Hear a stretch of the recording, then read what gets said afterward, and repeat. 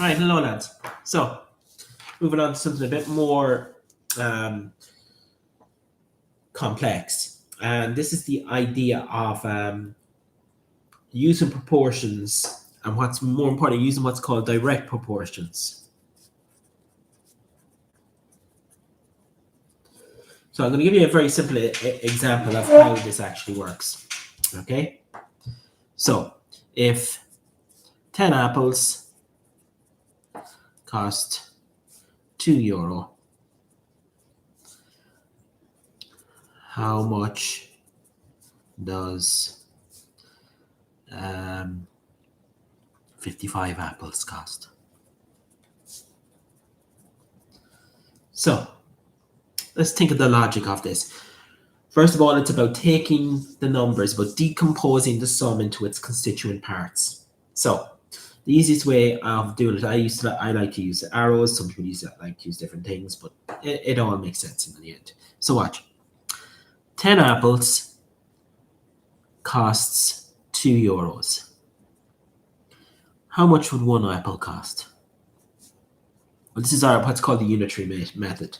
So we bring it down to 1 unit.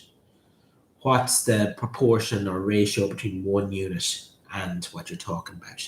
So if 10 apples cost 2, then 1 apple must be €2, which is 200 cent, divided by 10, which is 20 cent. And once you've got it down to 1 unit, you can then get it into any amount of units. In this case, 55 apples must be 20 cent times 55, which is €11. So this is the idea of directly proportional, because there's an increase. So 1 gives you 20, 10 gives you 2, 55 gives you 11. You can see there's a direct increase. Okay, there must be some common factor that you're multiplying to get the next number in the list. Okay, so this is what we're going to be looking at, this idea of directly proportional. Now you will come across this word directly proportional in science a lot.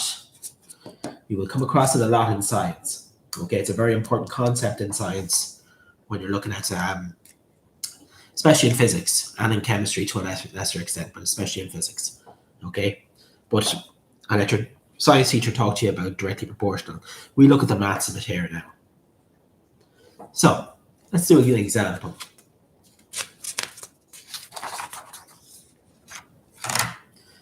So if 18 kilograms of potatoes costs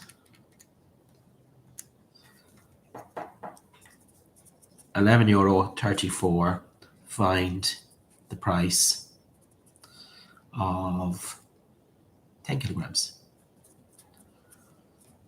So we'll start again, decompose into our numbers.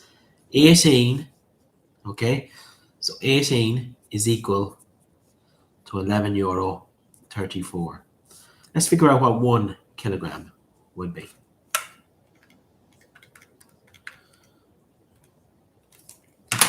So by dividing 18 into €11, you get 63 cent. Okay, so that means that 10 kilograms must be €6.30. So there you go. So it's a fairly easy enough way to do it. Now it is quite cool, and we'll see that now in the next one. Okay? So if an electric vehicle travels 240 kilometers on a, 18-minute charge,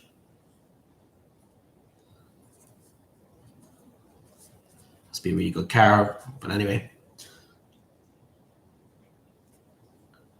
So on an 18-minute charge, how far on a 30-minute? charge. Okay? So, and then that's one question. How much charge for 560 kilometers? So let's try and work this out. Okay? So 18 minutes does 240. Let's find out what 1 minute does. So 240 divided by 18 gives me 13 and a third. 13 and a third kilometers. Okay? So I want 30 minutes. So 30 minutes is 13 and a third times 30, which is 400 kilometers. That's a good charge. But now we have this.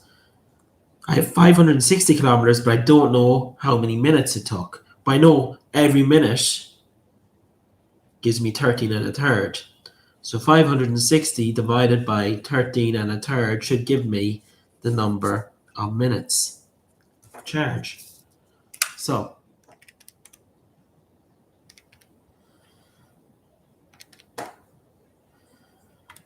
now what I'm going to do is put in 13 and a third properly. 13 and a third, 40 over 3. So 560 divided by the answer, 42 minutes of a charge to go 560. Now I know this is like some crazy, amazing electric one, but you get the idea. Okay, so give a few of these a go.